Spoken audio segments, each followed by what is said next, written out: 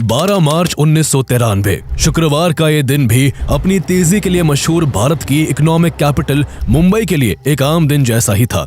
अपने कल से अनजान हर कोई अपने काम में बिजी था। किसी को अंदाजा भी नहीं था कि इस दिन मुंबई में ऐसी तबाही होगी जिसे कभी नहीं भुलाया जा सकेगा। साउथ बॉम्बे की दलाल स्ट्रीट, जहां बॉम्बे स्टॉक एक्सचेंज की 29 मंजिला इमारत है, वहां हर रोज की तरह सुबह से ही हलचल शुरू हो चुकी थी। बिल्डिंग के ट्रेडिंग रिंग में मौजूद करीब 4000 लोग अपनी किस्मत आजमाने में लगे होते हैं। सबकी निगाहें शेयरों के चढ़ते और गिरते भावों पर टिकी हुई थी। तभी दोपहर के ठीक 1:30 पर बीएसई के बेसमेंट में खड़ी एक गाड़ी में बहुत जोर का धमाका होता है। भले ही धमाका बेसमेंट में हुआ था, लेकिन इसकी इंटेंसिटी इतनी तेज थी कि पूरी इमारत हिल उठी। आसमान धुएं से भर गया और जैसे ही धुआं छटा, चारों तरफ लाशें, खून से लथपथ जख्मी लोग और टूटे हुए कांच और बिल्डिंग के टुकड़े इधर उधर बिखरे हुए दिखाई दिए।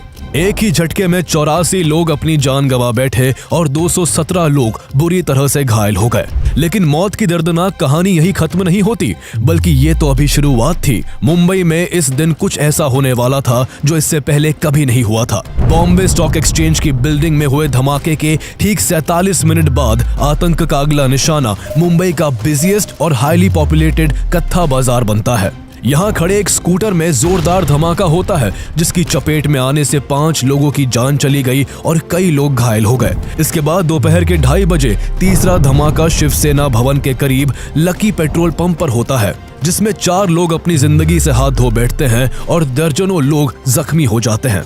यूं तो निशाने पर शिवसेना भवन था, लेकिन इस धमाके से शिवसेना भवन बाल बाल बच गया था। इससे पहले कि कोई कुछ समझ पाता, महज 3 मिनट बाद एयर इंडिया बिल्डिंग के सामने खड़ी एक कार में जबरदस्त विस्फोट होता है, जो कि दिन का चौथा धमाका था। इस हमले में 20 लोगों की जान चली जाती है और करीब 85 लोग बुरी तरह से घायल हो जाते हैं। मुंबई के लोगों को छलनी करने का यह सिलसिला थमने का नाम नहीं ले रहा था। शहर पर एकदम से दहशत का पहाड़ टूट पड़ा था। लोग बुरी तरह से डरे हुए थे, प्रशासन चिंतित था और सबके मन में यही सवाल थे कि आखिर ये सब क्यों हो रहा है, कौन कर रहा है और धमाकों का ये सिलसिला कब थमेगा। जब तक कोई कुछ जान पाता, तब तक दोपहर के 2:45 पर माहिम की फिशरमैन कॉलोनी और वर्ली के सेंचुरी बाजार में एक साथ धमाका हो जाता है। इन दोनों धमाकों ने अब तक की तबाही को और भी भयानक बना दिया था। माहिम की सड़कें खून से लाल हो गई थी। लोग जान बचाने के लिए इधर से उधर भाग रहे थे। वर्ली के सेंचुरी बाजार में हुआ धमाका अब तक के सभी 6 धमाकों में सबसे बड़ा था। सेंचुरी बाजार में पासपोर्ट ऑफिस के पास से यात्रियों से खचाखच भरी बस गुजर रही थी। रास्ते में एक लावारिस जीप खड़ी थी। जैसे ही ये बस उस जीप के पास पहुंची, जीप में एक जोरदार धमाका हुआ। धमाके की चपेट में बस भी आ गई।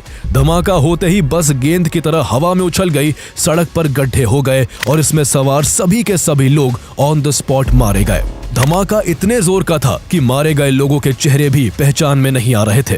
यहाँ हुए धमाके में 113 मासूम लोगों को अपनी जान गंवानी पड़ी और आसपास मौजूद करीब 227 लोग बुरी तरह से घायल हो गए। केवल 1 से 1.5 घंटे में हुए 6 धमाकों से मुंबई में हर तरफ हाहाकार मचा हुआ था। पुलिस और एम्बुलेंस के सायरन की आवाजें हर दिशा में गूंज रही थी। जहाँ जहाँ धमाके हुए थे, वहाँ लाशों, दर्द से करहाते लोग और टूटे हुए मलबों के अलावा कुछ भी नहीं था। जिस हिसाब से एक के बाद एक लगातार हमले हो रहे थे और जिस तादाद में लोग मर रहे थे, ये सब देख के मुंबई पुलिस काफी परेशान थी। पुलिस जब तक किसी धमाके वाली जगह तक पहुंचती, तब तक किसी दूसरी जगह धमाका हो जाता।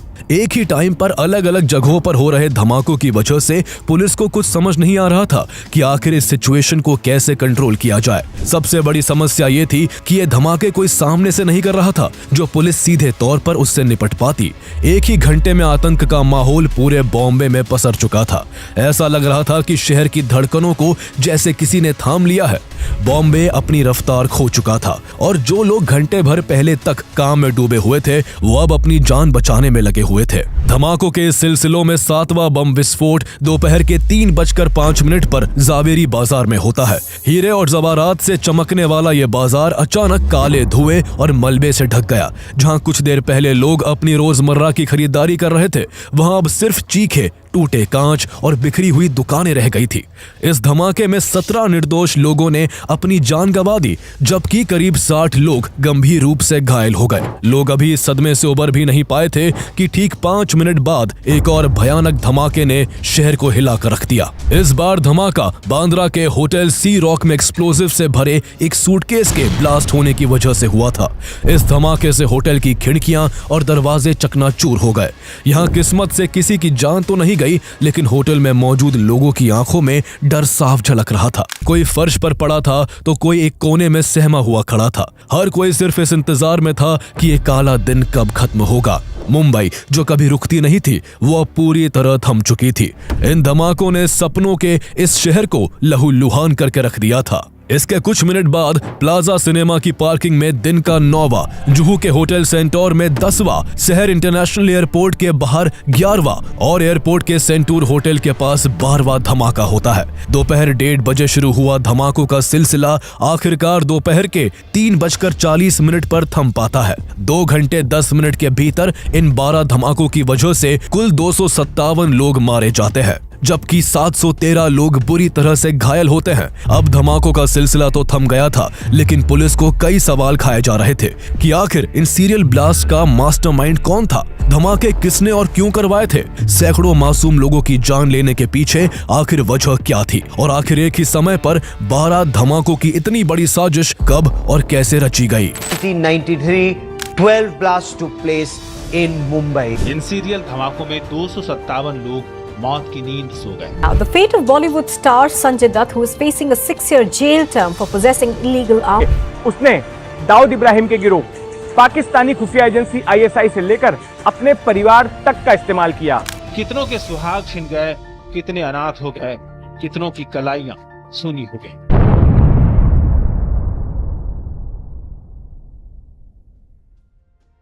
धमाकों के थम जाने के बाद इसकी जांच के लिए सरकार के आदेश पर बॉम्बे को 4 रीजन और 10 जोन में डिवाइड किया गया और हर रीजन के कमान DIG रैंक के ऑफिसर को सौंपी गई। मुंबई पुलिस की तरफ से DCP राकेश मारिया, अरूप पटनायक और कमिश्नर AS सामरा सबसे अहम भूमिका में थे। शाम तक धमाकों वाली जगहों की पुलिस तफ्तीश करती रही। 1-2 जगह को छोड़कर धमाका करने के लिए स्कूटर या कार का इस्तेमाल किया गया था। इसलिए पुलिस ने लोगों से अपील की कि कोई भी लावारिस वाहन दिखने पर उसकी खबर फौरन मुंबई पुलिस तक पहुंचाई जाए। इसके बाद 14 मार्च को पुलिस को दादर इलाके से एक लावारिस स्कूटर की खबर मिलती है। जब एंटी बॉम्ब स्क्वाड की टीम स्कूटर की जांच करती है तो स्कूटर की डिक्की में से उन्हें 12 किलो RDX मिलता है।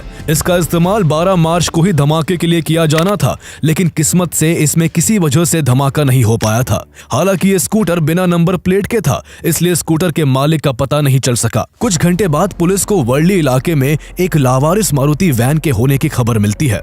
इस गाड़ी की जांच की गई तो इसमें भारी मात्रा में हैंड ग्रेनेड और AK-56 राइफल मिलते हैं। पुलिस इस गाड़ी के रजिस्ट्रेशन नंबर की जांच करवाती है तो पता चलता है कि ये गाड़ी माहिम इलाके की अल हुसैनी बिल्डिंग में रहने वाली रुबीना मेमन के नाम पर रजिस्टर्ड है। इसके बाद पुलिस सीधे अल हुसैनी बिल्डिंग जा पहुंचती है, लेकिन वहां रुबीना मेमन के घर पर ताला लगा हुआ था। ये घर रुबीना मेमन के brother in law Ibrahim Mushtaq Abdul Razak Memon का था, जो टाइगर मेमन के नाम से एक मशहूर स्मगलर था और पूरे परिवार के साथ इसी बिल्डिंग में रहा करता था। हमले के बाद पूरे मेमन परिवार का घर से गायब होने और उनकी कार से हथियार मिलने की वजह से पुलिस का शक मेमन परिवार पर गहरा जाता है। इसके बाद पुलिस अपनी जांच के लिए उस घर का दरवाजा तोड़ देती है और यहाँ मौजूद सब चीजों की बारीकी से जांच करने लगती है। इस जांच में मेमन के घर से पुलिस को कुछ चाबियां हाथ लगती है, जिसमें एक चाबी एक स्कूटर की भी होती है। पुलिस को शक था कि अगर इन धमाकों के पीछे टाइगर मेमन का हाथ था तो जरूर ये चाबी दादर में मिले लावारिस स्कूटर की हो सकती है। जैसे ही चाबी को स्कूटर में लगाया जाता है तो पुलिस का शक यकीन में बदल जाता है। वो चाबी उसी स्कूटर की थी। अब साफ था कि बॉम्ब ब्लास्ट में टाइगर मेमन और उसके परिवार का हाथ था। मुंबई पुलिस को मेमन फैमिली के घर पर रेड में एक कार्टन भी बरामद हुआ, जिस पर वाह नोबल इंडस्ट्रीज लिखा हुआ था। ये एक पाकिस्तानी फर्म थी जो एक्सप्लोजिव्स बनाती थी। पुलिस ने जब कड़ियों को जोड़ा तो साफ हो गया कि इस पूरी साजिश में पाकिस्तान का भी इन्वॉल्वमेंट था और धमाकों के लिए एक्सप्लोजिव्स पाकिस्तान से ही आया था। अब मुंबई पुलिस को धीरे धीरे पता चल रहा था कि इतने बड़े हमलों की साजिश को कितने बड़े लेवल पर प्लान किया गया था। लेकिन आगे अभी पुलिस को इस बॉम्ब ब्लास्ट से जुड़े ऐसे राज पता चलने वाले थे जो सबको हिला कर रख देने वाले थे। पुलिस आगे की जांच के लिए टाइगर मेमन और उसके परिवार से जुड़े लोगों की तलाश में जुट जाती है। इस क्रम में 14 मार्च को पुलिस के हाथ टाइगर मेमन का मैनेजर असगर मुकद्दम लगता है, जो इस बॉम्ब ब्लास्ट की प्लानिंग के बारे में काफी कुछ जानता था। यहाँ तक कि प्लाजा थिएटर में जो बॉम्ब ब्लास्ट हुआ था वो उसने खुद अपने एक साथी शहनवाज कुरैशी के साथ प्लान किया था। जब पुलिस ने उससे बहुत सख्ती से पूछताछ की तो वो पूरी साजिश का खुलासा कर देता है। उसने टाइगर मेमन से लेकर जावेद चिकना तक सबके नाम खोल कर रख दिए। उसने ये भी बताया कि 12 मार्च की उस दोपहर सी रॉक, जुहू सेंटोर और एयरपोर्ट सेंटोर में बॉम्ब्स रखने वो खुद अपने कजिन शोएब गंजर, परवेज शेख, अनवर थेबा और मुश्ताक तरानी के साथ गया था। इसी बीच पुलिस के हाथ टाइगर मेमन का एक और करीबी बादशाह खान लगता है, जिसका असली नाम जान खान उस्मान खान होता है। उसने मुंबई पुलिस को बताया कि वो शुरू से ही इस हमले की कोर टीम में था। उसे पाकिस्तान भेजा गया था, जहां उसने एक्सप्लोजिव्स को हैंडल करने और बॉम्ब मेकिंग की ट्रेनिंग ली थी। पाकिस्तान से लौटने के बाद टाइगर मेमन ने बिग स्प्लैश होटल में दिसंबर 1992 के अंत में एक मीटिंग रखी थी, जहां पहली बार इस हमले की साजिश तैयार की गई। बादशाह खान ने पुलिस को यह भी बताया कि सीरियल ब्लास्ट को अंजाम देने के लिए 12 से ज्यादा जगहों पर सर्वे किया गया था। उसने खुद कम से कम 6 बार अलग अलग रेकी की थी। बॉम्ब्स को अल हुसैनी बिल्डिंग में टाइगर मेमन के घर पर असेंबल किया गया था। हमले के दिन उसे ग्रेनेड अटैक करने की जिम्मेदारी दी गई थी और उसके चार्ज में वही मारुति वैन थी जो मुंबई पुलिस के हाथ लगी थी, जिसमें राइफल्स और ग्रेनेड्स भरे हुए थे। उसने बताया कि जब काम को अंजाम देने की बारी आई तो वो घबरा गया था और एक्सप्लोजिव से भरी गाड़ी को वही छोड़कर भाग गया था। अब तक केस से जुड़ी काफी जानकारी पुलिस के हाथ लग चुकी थी। जहां पुलिस की एक टीम इस केस से जुड़े लोगों को इंटरोगेट कर रही थी, तो वही पुलिस की दूसरी टीम मिल रही लीड्स को फॉलो करते हुए जगह जगह छानबीन कर रही होती है। 23 मार्च को पुलिस के हाथ जावेरी बाजार के पास शेख मेमन स्ट्रीट पर कुछ बड़े सूटकेस हाथ लगते हैं, जिनमें 12 AK-56 राइफल्स, 195 हैंड ग्रेनेड्स और बहुत सारी 5mm पिस्टल्स होती हैं। इसके 3 दिन बाद पुलिस को मुंब्रा इलाके में एक घर से RDX से भरे हुए कई बैग्स मिलते हैं, जिनका कुल वजन 1500 किलो था। एक्सप्लोजिव मिलने का सिलसिला यही खत्म नहीं होता। इसके बाद पुलिस नगला बंदर से भी RDX से भरी बोरी बरामद करती है, जिनका कुल वजन करीब 2000 किलो होता है। इतना ज्यादा RDX देखकर पुलिस महकमे में हड़कंप मचा हुआ था। इससे पहले देश में कभी इतनी मात्रा में RDX नहीं बरामद हुआ था। हैरानी की बात यह थी कि एक्सप्लोजिव्स अगर ब्लास्ट हो जाते तो इनका परिणाम उन धमाकों से भी घातक होता जो 12 मार्च को हुए थे। अब तक की जांच में पुलिस ने इस केस से जुड़े कई लोगों को अरेस्ट कर लिया था, जिनसे पूछताछ में साफ साफ पता चल रहा था कि इन धमाकों की साजिश में पाकिस्तान और ISI का बहुत बड़ा रोल था। ये सब RDX पाकिस्तान से ही आए थे, लेकिन पुलिस के सामने सवाल ये था कि पाकिस्तान से मुंबई में आखिर इतनी बड़ी मात्रा में RDX कैसे पहुंचा। पुलिस इसी सवाल के जवाब को जानने के लिए कस्टम के कई ऑफिसर्स को इंटेरोगेट करने लगती है। इसी दौरान पुलिस इब्राहिम अलियास बाबा मूसा चौहान को भी अरेस्ट करती है। बाबा चौहान ने हथियारों को डिस्ट्रीब्यूट करने का काम किया था। जब उससे पूछताछ हुई तो उसने बताया कि इस साजिश में न केवल टाइगर मेमन और पाकिस्तान की ISI का इन्वॉल्वमेंट है, बल्कि गैंगस्टर दाऊद इब्राहिम, उसका भाई अनीस इब्राहिम और उसका करीबी अबू सलेम भी इस सीरियल ब्लास्ट के मुख्य जिम्मेदारों में से हैं। वो 2 फिल्म प्रोड्यूसर्स समीर हिंगोरा और हनीफ कड़ावाला का भी नाम पुलिस को बताता है। जब पुलिस समीर और हनीफ से पूछताछ करती है तो वो पुलिस को ताना देते हुए कहते हैं कि आप बड़े लोगों को नहीं पकड़ते क्या। पुलिस जब उनसे पूछती है कि वो किसकी बात कर रहे हैं तो वो एक नाम लेते हैं, संजू बाबा। पुलिस समझ गई थी कि बात किसकी हो रही है, लेकिन फिर भी पुलिस कंफर्म करने के लिए पूछती है, कौन संजू। वो दोनों फिर साफ साफ शब्दों में बॉलीवुड एक्टर संजय दत्त का नाम बता देते हैं। जब ये खबर बाहर आती है तो सब लोग हैरान रह जाते हैं। उस समय संजय दत्त मॉरिशस में एक फिल्म की शूटिंग कर रहे थे और इस जांच की खबर उन तक भी पहुंच गई थी। उन्होंने और उनके पिता सुनील दत्त ने पुलिस को भरोसा दिलाया कि वो हर तरह से पुलिस के साथ कोऑपरेट करेंगे। जैसे ही 19 अप्रैल को वो इंडिया वापस लौटे, उन्हें मुंबई एयरपोर्ट से पुलिस ने हिरासत में ले लिया। डीसीपी राकेश मारिया ने खुद संजय दत्त से पूछताछ की। संजय दत्त ने शुरू में केवल यही कहा कि उन्होंने कुछ भी नहीं किया है। राकेश मारिया उनके जवाब से गुस्से से भर उठे। राकेश मारिया को इस केस की जांच करते हुए 1 महीने से भी ज्यादा हो चुका था और अब उनके सब्र का बांध टूट चुका था। उन्होंने गुस्से में एक बहुत तेज चाटा संजय दत्त के गाल पर चढ़ दिया। संजय दत्त जो पहले से ही काफी डरे हुए थे, वो अब रोने लगे। इसके बाद उन्होंने राकेश मारिया को सब बता दिया। फिल्म प्रोड्यूसर्स समीर हिंगोरा और हनीफ कड़ावाला ने उनके बारे में जो जानकारी दी थी, उन्होंने वो सब कबूल कर लिया। संजय दत्त को हमले से कई दिन पहले अनीस इब्राहिम के कहने पर बहुत सारी राइफल्स, ग्रेनेड्स और पिस्टल्स भेजी गई थी, लेकिन बहुत सारे वेपन्स देखकर वो घबरा गए थे, इसलिए उन्होंने केवल कुछ ही वेपन्स अपने पास रखे और बाकी सब लौटा दिए थे। संजय दत्त से जब पूछा गया कि वो हथियार अब कहाँ है, तो उन्होंने बताया कि उन्होंने घबराकर बाद में उन वेपन्स को अपने कुछ करीबी दोस्तों से कहकर डिस्ट्रॉय करवा दिया था। इस तरह मुंबई पुलिस की इस जांच में सारे रहस्यों से पर्दा हट चुका था। इस अटैक के मास्टरमाइंड के रूप में उनके सामने टाइगर मेमन, दाऊद इब्राहिम और पाकिस्तान की इंटेलिजेंस एजेंसी ISI का नाम था। जहां पुलिस की जांच चल रही थी, उसी दौरान मुंबई में पॉलिटिकल ड्रामा भी चल रहा था। दरअसल 12 मार्च 1993 को मुंबई में जिन 12 जगहों पर बम धमाके हुए थे, वो सब हिंदू मेजॉरिटी एरियाज थे।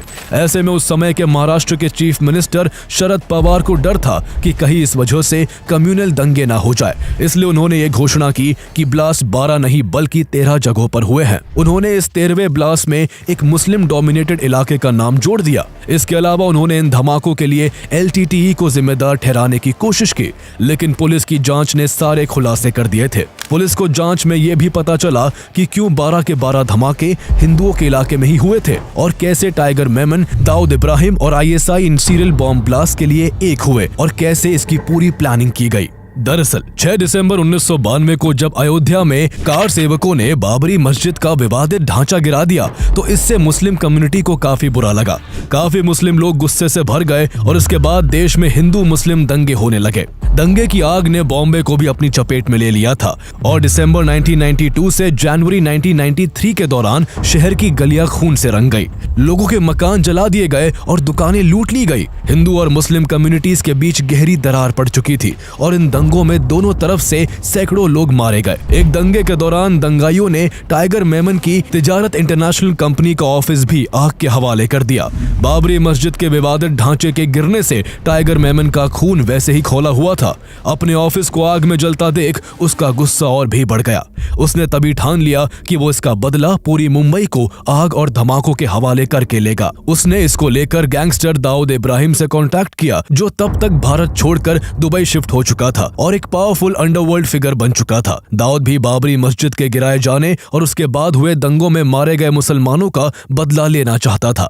पाकिस्तान की इंटेलिजेंस एजेंसी ISI भारत की पूरी सिचुएशन को एक मौके की तरह देख रही थी। उस समय ISI का चीफ जावेद नासिर था, जो तबलीगी जमात नाम की इस्लामिक मिशनरी आउटफिट से भी जुड़ा हुआ था। उसे इंडिया को नुकसान पहुंचाने का ये सबसे अच्छा मौका लगा। इसके बाद मुलाकातों के दौर शुरू हुए। टाइगर मेमन दुबई में तौफीक जलियांवाला, दाऊद के भाई अनीस इब्राहिम, मुस्तफा दोसा, ISI से जुड़े लोगों और कुछ अरब रईसों से मिला। यहाँ सबने मिलकर मुंबई को दहलाने की प्लानिंग बनाई। चूंकि मुंबई की स्मगलिंग रैकेट पर टाइगर मेमन की मजबूत पकड़ थी, इसलिए पाकिस्तान से हथियारों को मुंबई तक पहुंचाने का जिम्मा उसी को दिया गया, जबकि फंड्स और वेपन्स के अरेंजमेंट की जिम्मेदारी कराची बेस्ड ड्रग ट्रैफिकर तौफीक जलियांवाला को सौंपी गई। इसके बाद धमाके कहां करने हैं ये प्लान बनने लगा। दाऊद इब्राहिम और ISI भारत में एक ऐसा हमला करना चाहते थे जिसकी गूंज दुनिया भर में सुनाई दे, इसलिए एक ही दिन एक ही समय पर मुंबई में धमाके करने का प्लान बना, ताकि ज्यादा से ज्यादा लोग मारे जा सके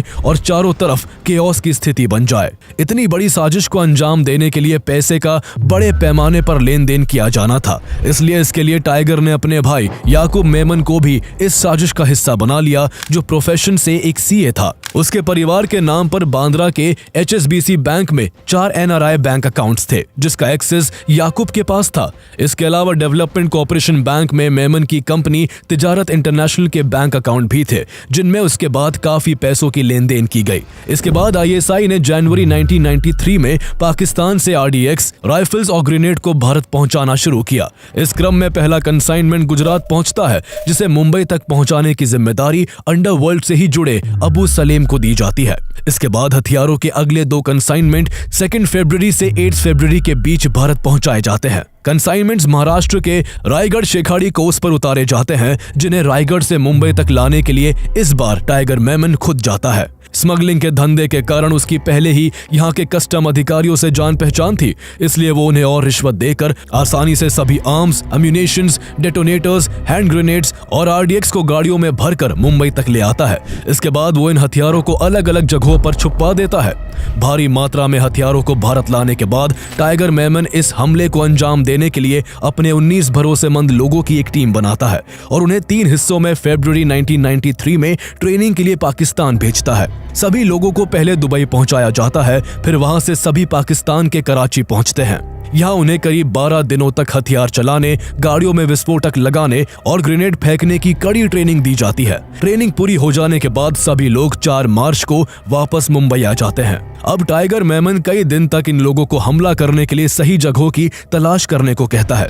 कई दिन तक फेमस जगहों की रेकी की जाती है और हमला करने के लिए उन जगहों की लिस्ट बनाई जाती है। लेकिन इसी बीच एक ऐसा वाक्य होता है जिससे टाइगर मेमन का प्लान पूरी तरह से चौपट हो सकता था। टाइगर मेमन का एक आदमी गुल मोहम्मद अलियास गुल्लू पाकिस्तान से ट्रेनिंग लेकर लौटने के बाद से ही डरा हुआ था। उसका इतने दिनों में मन बदल चुका था। उसे चिंता थी कि वो अगर बम धमाके करता है तो उसकी वजह से उसके परिवार को भी काफी कुछ सहना पड़ेगा। कुछ महीने पहले मुंबई में जो दंगे हुए थे उसमें भी उसका नाम था, जिस वजह से वो पहले से ही पुलिस के निशाने पर था।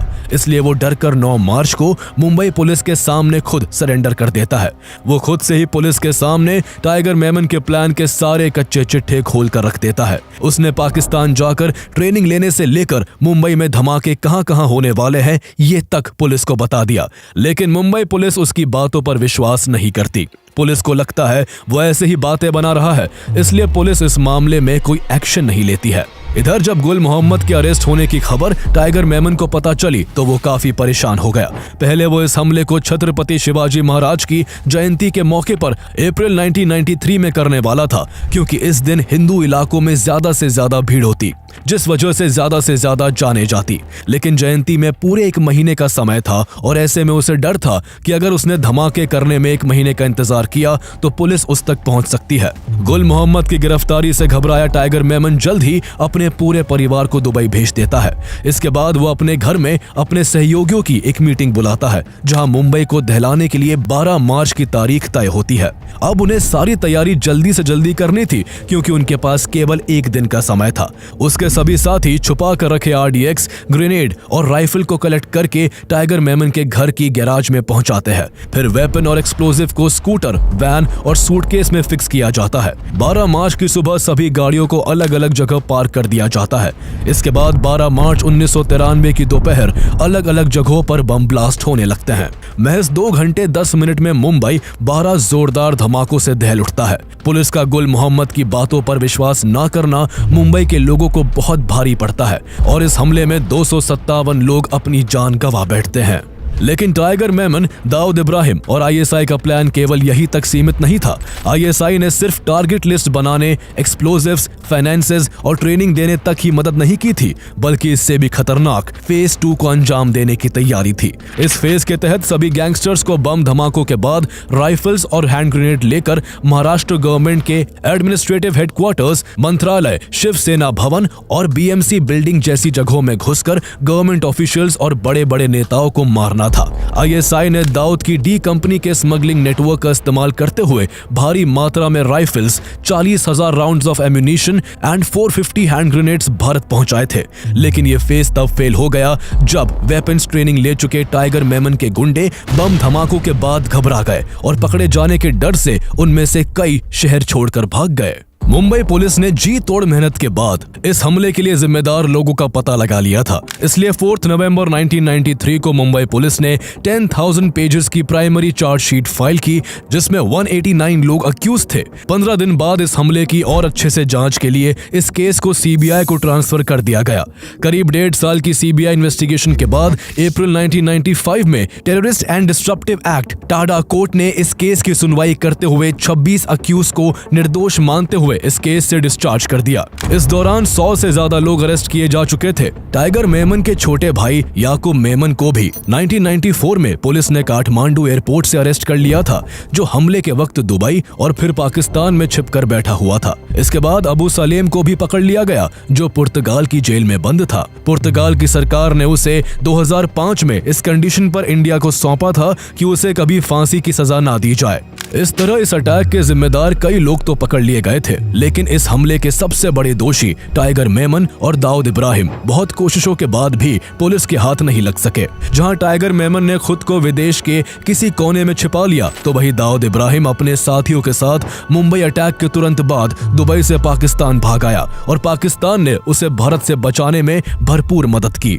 इसके बाद कोर्ट में कई सालों तक इस केस का ट्रायल चलता रहा और सितंबर 2006 में टाडा कोर्ट ने अपना फैसला सुनाया। टाडा कोर्ट जज प्रमोद कोडे ने 100 आरोपियों को दोषी ठहराया। इन 100 दोषियों में से 99 को सजा सुनाई गई, जबकि एक आरोपी को probation of offenders act POA के तहत रिहा कर दिया गया। कोर्ट ने 11 लोगों को डेथ पेनल्टी दी थी, जिसमें याकूब मेमन का भी नाम था। कोर्ट ने उसे इस हमले के मेन कॉन्स्पिरेटर में से एक माना था। याकूब मेमन समेत 11 के 11 लोगों ने टाडा के डेथ पेनल्टी के फैसले को सुप्रीम कोर्ट में चैलेंज किया। सुप्रीम कोर्ट ने याकूब मेमन का डेथ सेंटेंस बरकरार रखा, जबकि बाकी के 10 की डेथ पेनल्टी को लाइफ इम्प्रिजनमेंट में बदल दिया। इस तरह याकूब मेमन को फांसी होनी थी, जबकि टोटल 20 लोगों को उम्र कैद की सजा मिलनी थी। बाकी मुजरिमों को 2 साल की जेल से लेकर 14 साल की कैद की सजा दी गई। संजय दत्त को भी अपने घर में इलीगल वेपन्स रखने के जुर्म में 5 साल की सजा सुनाई गई। संजय दत्त का जो केरसी आदाजीनिया नाम का दोस्त था,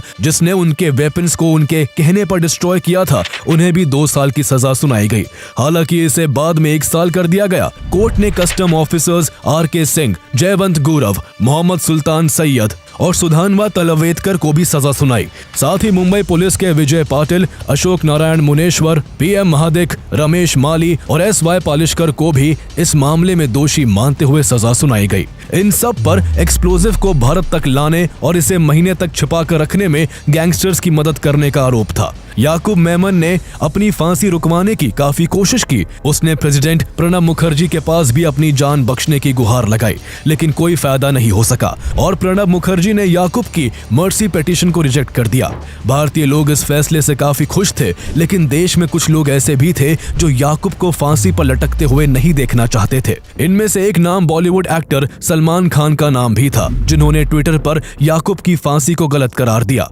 इसके बाद अलग अलग फील्ड के 40 पॉपुलर लोगों ने प्रेसिडेंट के पास कॉमन लेटर लिखकर याकूब की फांसी को रोकने की अपील की, लेकिन इस बार भी प्रणब मुखर्जी ने इस पर गौर नहीं किया, जिसके बाद याकूब मेमन को 30 जुलाई 2015 को सुबह 6:35 पर नागपुर सेंट्रल जेल में फांसी दे दी गई। संयोग से याकूब मेमन का उस दिन जन्मदिन भी था। उसका जन्मदिन ही उसकी जिंदगी का आखिरी दिन बन गया। इस तरह याकूब मेमन को जरूर फांसी दी गई, लेकिन इस हमले के मास्टरमाइंड टाइगर मेमन और दाऊद इब्राहिम समेत 27 लोग अब भी पुलिस की पकड़ से बाहर खुली हवा में सांस ले रहे हैं।